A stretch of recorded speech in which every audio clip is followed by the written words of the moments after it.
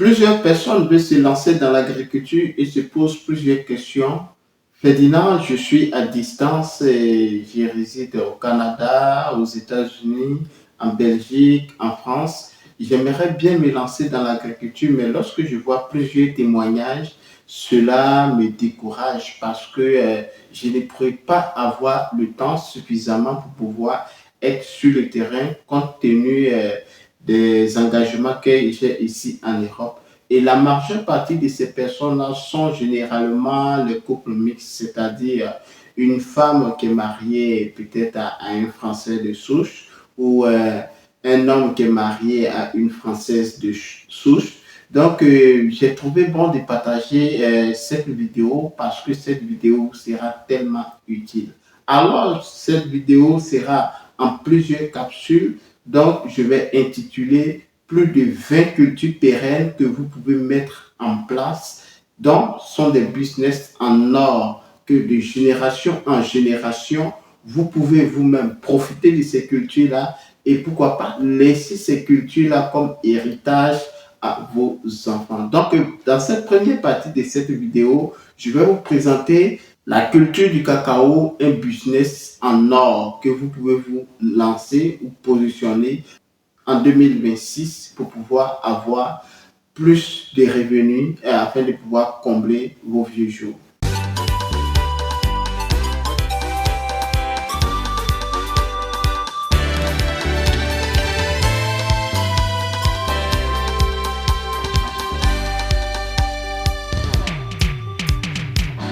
Le secteur du cacao est un secteur très lucratif dont plusieurs personnes, compte tenu de la situation géopolitique qui mine ce secteur-là, sont en train de décider. Donc, j'ai partagé plusieurs vidéos ici d'autres producteurs étant fâchés, détruire la production. D'autres même sont en train d'abattre complètement le cacaoyer, ce que je trouve déplorable.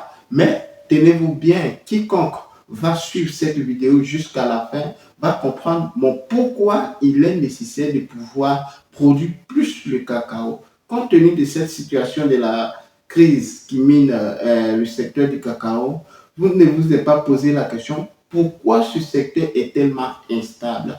Et même compte tenu de l'instabilité de ce secteur-là, ce cacao-là est beaucoup demandé sur le marché international. Pourquoi est-ce qu'il n'y a pas des normes, des structures à pouvoir contrecarrer les multinationales qui sont en train de faire chuter ce prix et en train de manipuler ce prix à leur bon guise?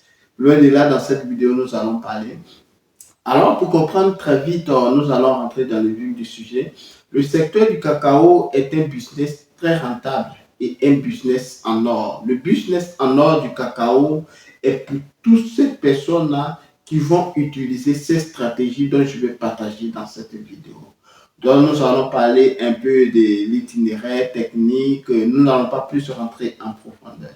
Alors, pour pouvoir comprendre, il faut comprendre que le cacao est d'origine de l'Amérique latine qui a été par la suite transporté jusqu'en Afrique du premier lieu de Fernando Po, voilà, et par la suite qui a été propagé un peu en Afrique de l'Ouest, dont la Côte d'Ivoire et le Ghana occupent une place prépondérante en termes de production de ce produit-là. Alors, pour pouvoir vous lancer ou positionner dans le secteur du cacao, ici, vous êtes en Europe, vous êtes en Asie, vous êtes aux États-Unis. Je vais vous conseiller de vous lancer massivement dans la production. Pourquoi je demande de se lancer dans la production? Parce que lorsque vous produisez le cacao, qui fait partie des cultures pérennes, sans peut-être y même penser, vous laissez un héritage sûr et serein en termes de biens ou en termes de biens voilà, financiers à vos enfants. Je m'explique. Je vais prendre mon exemple. Mon père, à moi, est un producteur de cacao et qui malheureusement nous a quittés il y a un bon moment. Alors, lorsque mon père est décédé, nous, ses enfants, nous avons automatiquement hérité de ces cultures-là. Donc, Ces cultures-là ont permis que, quand bien même d'autres n'étant pas trop attachés à la terre, pouvaient mettre cette culture-là sous d'autres systèmes afin de pouvoir vivre en ville. Et ça, ils ne sont pas obligés d'être en campagne. D'autres sont en campagne et profitent de cette manne que régénère le cacao. Récemment, le cacao a été acheté à 2800 et donc quand on va prendre ici un peu en termes de production, pour pouvoir mieux comprendre ici. Donc, le cacao produit plus de 600 kilos à 2 tonnes l'hectare. Je m'explique. Ici, vous allez commencer à murmurer, compte tenu du rendement de 600 kg, comment est-ce qu'on peut atteindre les 2000 kilos à l'hectare. Il faut comprendre que parmi les différentes variétés de cacao, la CNRA, c'est-à-dire l'organe de recherche en Côte d'Ivoire, a mis des variétés propices à la disposition des producteurs pour pouvoir augmenter plus le rendement. Et quand on parle d'augmenter le rendement, nous faisons face aux semences hybrides. Donc, qui d'ailleurs n'est pas cachée non plus, hein, la semence Mercedes qui peut te produire rapidement en étant record au bout de la deuxième ou troisième année, voire cinquième année qui rentre en pic de production. Et donc, qui peut te générer facilement assez d'argent. Cette vidéo n'est pas dans le but de pouvoir vous immiscer intégralement dans les cultures ou en parlant d'itinéraire technique, mais je vais essayer de survoler un peu la production. Alors, il faut comprendre que si vous voulez vous lancer, il faut choisir effectivement la variété Mercedes. Mais cette variété-là va permettre que vous allez faire encore plus de travail auprès de vos enfants ou même, voilà, vous en tant qu'entrepreneur, vous allez faire plus de travail. Pourquoi? Parce que cette variété n'est pas aussi durable dans le temps. A contrario des variétés dont mon père ou d'autres personnes ont eu à cultiver, ces variétés-là peuvent nous permettre de pouvoir atteindre jusqu'à 40, 50 années. Et la preuve en est, notre parcelle à nous a plus de 45 ans d'âge, donc qui produit encore, même avec les entretiens. Et quand je parle des entretiens, je vais parler des NPK, les engrais, voilà, les engrais chimiques, les engrais en utilisant évidemment les produits phytosanitaires, les gamaries comme je vais parler ici, et bien traiter les champs comme vous pouvez le voir. Donc, il est très important de miser beaucoup avant de vous lancer vers quelle stratégie de business que je vais mettre en place. Toi, tu es en Europe, tu veux te lancer dans la production de cacao. Il faut comprendre qu'il y a deux secteurs dont toi, il faut impérativement te focaliser dans la production et la transformation. Alors, il faut, pour la production ici, vous allez choisir la variété Mercedes dont je vais parler, mais qui va nécessiter plus de travail. Si vous ne voulez pas, voilà, trop vous compliquer, vous pouvez prendre les races d'autrefois comme Forastero et voilà, là, surtout la semence Forastero dont nous produisons assez en Côte d'Ivoire. Donc, vous pouvez prendre ces semences, d'autres personnes appellent ça cacao Ghana, donc voilà, par ignorance, mais la variété Forastero produit aussi énormément.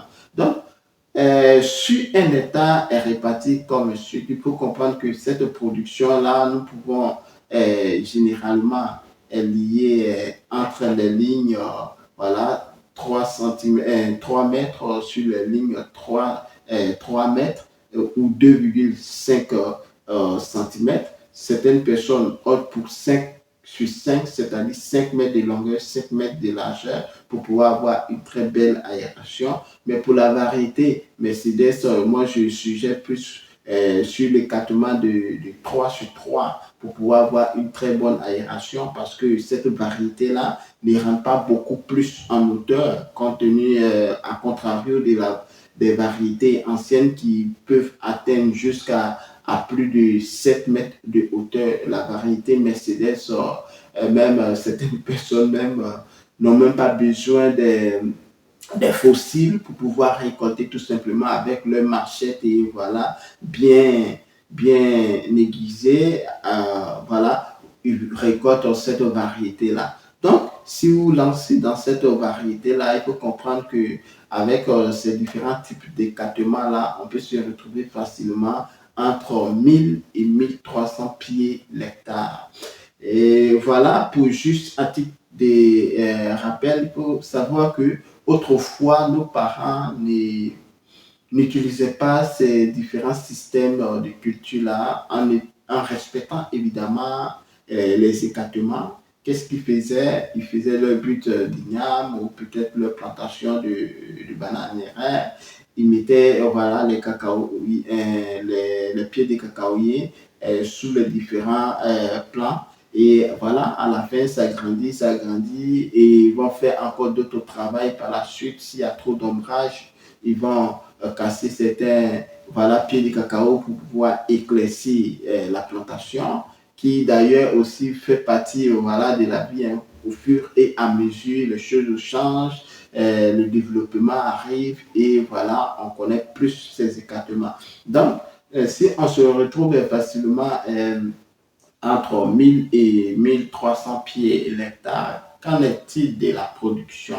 Donc, la production des fèves de cacao séchées, on peut obtenir entre 600 et 2000 tonnes l'hectare. 600 kilos, je précise, et 2000 et 2 tonnes l'hectare, excusez. Donc, cette production-là va vous permettre de pouvoir avoir un bon gain. On suppose que votre variété que vous avez choisie vous a donné seulement que 1000 kilos, c'est-à-dire une tonne l'année. Donc, vous allez faire x10, x20, x30.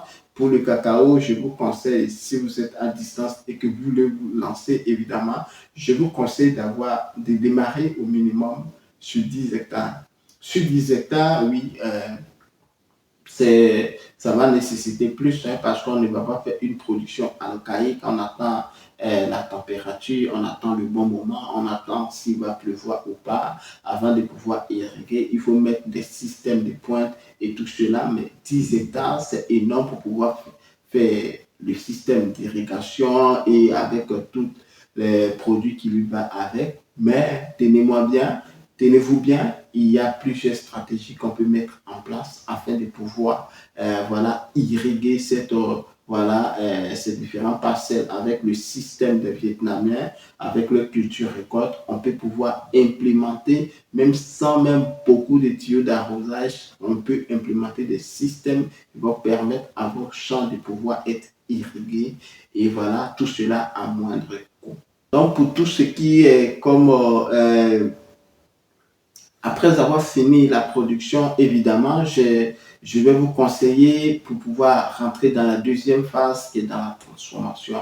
Imaginez-vous que vous avez une production de 1 tonne et que vous voulez lancer dans la transformation, l'hectare, je précise bien l'hectare. Ici, il y a deux choix. Je peux vous conseiller de vendre peut-être la moitié de votre production et de transformer la moitié. C'est-à-dire, vous allez vendre 500 kilos bruts si voilà, c'est acheté à 2000 francs maintenant, vous pouvez vendre cela 500 fois 2000, vous avez votre argent cash comptant. Et maintenant, les 500 kilos qui restent, vous pouvez transformer, comme j'ai eu à produire des vidéos dans le business, 16 bonnes idées de business à développer dans le secteur du cacao que vous pouvez suivre dans cette chaîne évidemment. Donc, vous pouvez transformer votre cacao en poudre de cacao, en beurre de cacao, voilà, même les tutos de cacao, vous pouvez faire même les cabosses de cacao, vous pouvez transformer cela, et même le muselage pour pouvoir récolter, voilà, le jus de cacao, vous pouvez